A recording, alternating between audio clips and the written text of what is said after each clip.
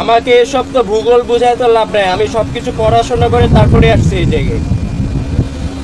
লোক পাঠানো এখানে কিছু নাই। আপনার এই জায়গায় এক্সট্রা ভাড়া নেওয়া হচ্ছে, যেটা সব সময় যেটা হচ্ছে 300-400 টাকা হয়, সেটা আপনি 700 টাকা নিচ্ছেন। আর এই জায়গায় আপনার লিস্টের মধ্যে দেখা যাচ্ছে আরামদায়ক সার্ভিস প্রদান, এটা কিন্তু এসি বাস না।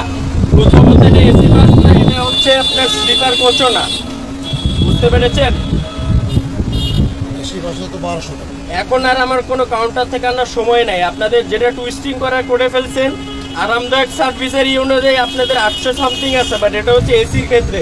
নন এসির ক্ষেত্রে কিন্তু এটা প্রযোজ্য না, এটা আমরা জানি।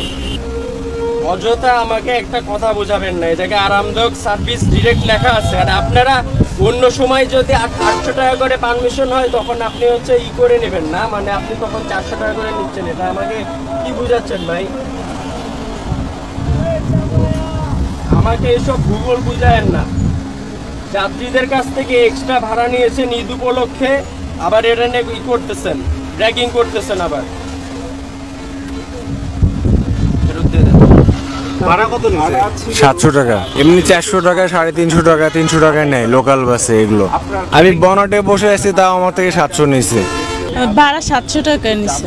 নর্মাল ভাড়া আমি তো প্রায় সময় যাই 300, 350, 400, এর উপরে কোনো সময় ওঠে না। কি বোঝে, আপনারা কি বোঝেন?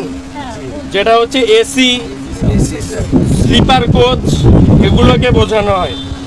নন এসি এটার মধ্যে ইনক্লুডেড না। এসির ভাড়া তো আপনার 1280 টাকা।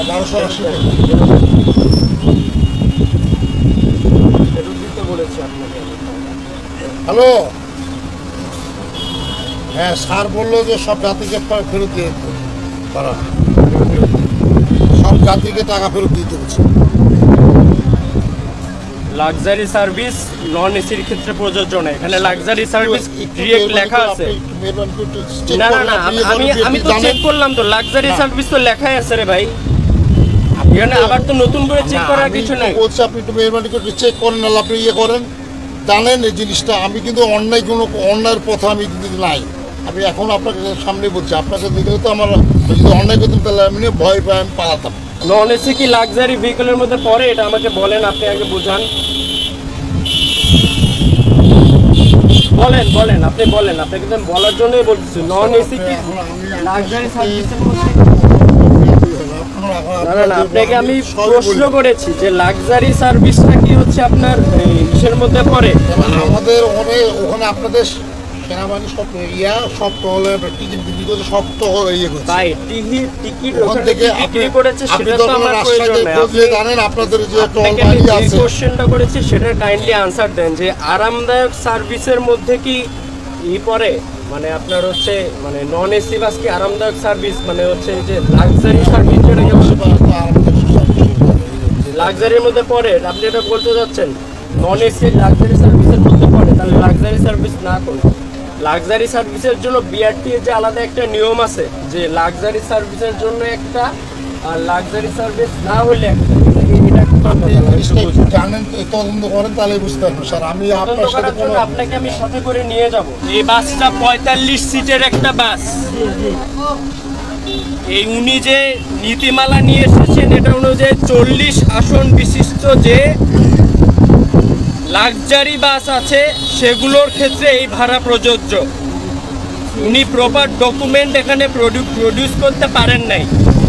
মানে এই বাসটায় আপনি গুনলেই দেখবেন 45টা সিট, টোটাল 45টা সিট। এটা হচ্ছে 40, এখানে মেনশন করা আছে যে 40 আসন বিশিষ্ট এবং লাক্সারি বাস বা আরামদায়ক বাস যেগুলো, সেগুলোর ক্ষেত্রে এগুলো প্রযোজ্য। প্রপার ডকুমেন্ট উনি মেনশন করতে এখানে প্রডিউস করতে পারেন নাই। যে ডকুমেন্ট এই বাসের জন্য প্রযোজ্য না, সেই বাস নিয়ে সেই ডকুমেন্ট নিয়ে এসে এখানে আমাদেরকে কনফিউজ করার চেষ্টা করছেন বলে আমার মনে হচ্ছে। এবং যেহেতু আপনাদের সবসময় 400 টাকা করে, সেটাকে 700 টাকা করে এখন আমাকে দেখাচ্ছে যে জায়গায় 800 টাকার উপরে আপনাদের এখানে ভাড়া হয়, কিন্তু এতদিন পর্যন্ত ওনাদের অনেক মানে আপনাদের উপর কনসিডার করে তারা এটা 400 টাকা করে নিয়েছে, যেটা কোনোভাবে বিশ্বাসযোগ্য না। ঈদের আগে কত টাকা ভাড়া নিতেন? ঈদের আগে কত টাকা ভাড়া নিতেন? এর আগে আমাদের কাউন্টারে টিকিট দিয়েছে আপনার হলো 500 লিয়েছে, 600 লিয়েছে, যার কাছে 800 টাকা ভাড়া হলে আপনি 500-600 কেন আপনাদের কাউন্টার থেকে টিকিট দিচ্ছে? ঈদের আগে মানে ঈদের আগে মানে নরমাল টাইমে, নরমাল টাইম এই যে টাইমে আপনারা দিয়েছে এখান থেকে 700 টাকা করে বিক্রি করেছে। কোথায়? এখান থেকে কাউন্টার থেকে 700 টাকা করে বিক্রি করেছে। ঈদের আগে না, মানে ঈদের হিসাবই বাদ, নরমাল ঈদের বাদে, মানে ঈদের এই ইভেন্ট বাদে 700 করে। 700 করে, তাহলে তারা 400 কেন বলতেছে? তারা কি তাহলে মিথ্যা কথা বলতেছে? সাড়ে 400 এই জনগণ যে 400 টাকা করে বলতেছে। ঈদের এখন তো লোকের সারা লোকে তো ওখান থেকে চাপ দিতে 10 দিন এখন থেকে আরে ঈদের বাদে বলছি রে ভাই, মানে মনে করেন আর 1 মাস আগে কিভাবে নিচ্ছিলেন আপনারা? 1 মাস আগে হলো 400-500। 400-500, তাহলে যদি আপনার যদি এই কাগজ অনুযায়ী 800-র উপরে হয়, আপনার অর্ধেক ভাড়া আপনারা নিচ্ছেন, এটা আপনাকে বিশ্বাস করতে হবে। আছে যে 40 সিটের বাস আরামদায়ক সার্ভিস, এটা না আরামদায়ক সার্ভিসের মধ্যে পড়ে, এটা হচ্ছে একটু মিনিমাম স্ট্যান্ডার্ড যেটাকে বলে, এটা হচ্ছে সে মিনিমাম স্ট্যান্ডার্ডের বাস, নন এসি বাস। এটা আরামদায়ক সার্ভিসের মধ্যেও পড়ে না, এটা 40 সিটও নাই, এটা 45 সিট। তাহলে এই কাগজ কি আপনার তাহলে কি ভ্যালিড? এই যেখানে যে লেখা আছে এই লেখাটা কি তাহলে ভ্যালিড? আরামদায়ক সার্ভিস প্রদানের জন্য এই যে 40 আসন বিশিষ্ট বাসের খসড়া, তাহলে বলেন এটা কি ভ্যালিড? ডকুমেন্টটা কি ভ্যালিড? এই যে এখন বলতে পারতেছেন না।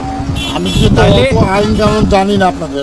আমি তো আপনি যদি এই জায়গায় আপনি যদি বাসে যদি আপনি এখানে চলাফেরা করছেন, তাহলে অবশ্যই আপনার আইন কানুন জানা উচিত। আমি যেহেতু আপনার যে কথা বলছেন আমি ওটা জানি না। আমি তো আগেই এক্সেলেন্ট, আমি যেহেতু আইন কানুন জানি না স্যার।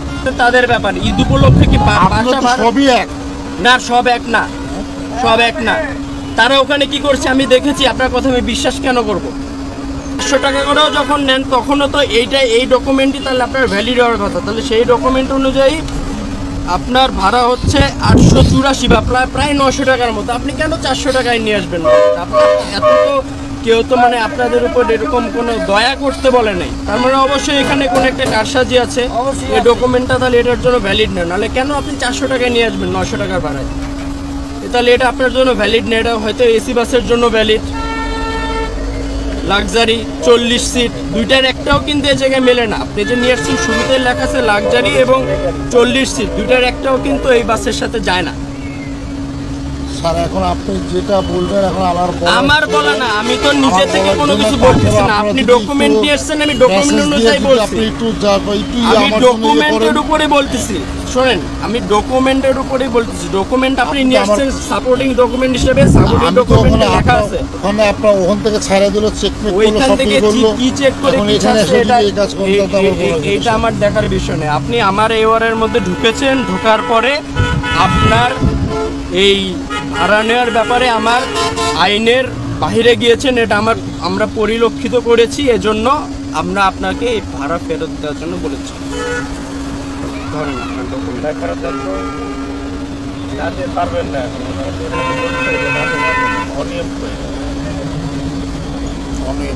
400 টাকার ভাড়া আপনি হচ্ছে আপনার যেটা বড় সারদেরই ডিফেন্সের লোক তো সব ছেড়ে দিল আমাকে চেক মেক করে। হ্যাঁ তখন হচ্ছে কেউ বলে না হচ্ছে 900 টাকার ভাড়া আপনার হচ্ছে।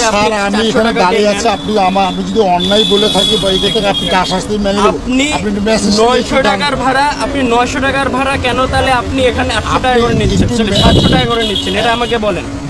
ভাড়া তো আপনার 900 টাকা নেওয়ার কথা, আপনি 700 টাকা 200 টাকা কম কেন নিচ্ছেন? ডিফেন্সের লোকই বলেছে 700 টাকার 1 টাকা বেশি নেব না। আরে ভাই, আপনি বারবার ওই যে রেফারেন্সটা আনতেছেন কি জন্য আমি বুঝতেছি না। তাহলে আমি এখানে কি বলবো বলেন? আপনার 400 টাকা ভাড়ার কথা, আপনি 400 টাকা এখন 300 টাকা ফেরত দেবেন, এটাই কথা। যারা 700 টাকা দিয়ে কেটেছেন তারা 300 টাকা ফেরত পাবে, যারা 650 কি 250 পাবে। যে যেখান থেকে উঠেছে সে অনুযায়ী আপনি টাকা এখন ফেরত দিবেন। দর্শক আপনাদেরকে দেখাচ্ছিলাম অবশেষে কিন্তু যার যার অতিরিক্ত ভাড়া নেওয়া হয়েছিল 300 টাকা করে, সেটি কিন্তু সেনাবাহিনীর হস্তক্ষেপে ফেরত দেওয়া হচ্ছে।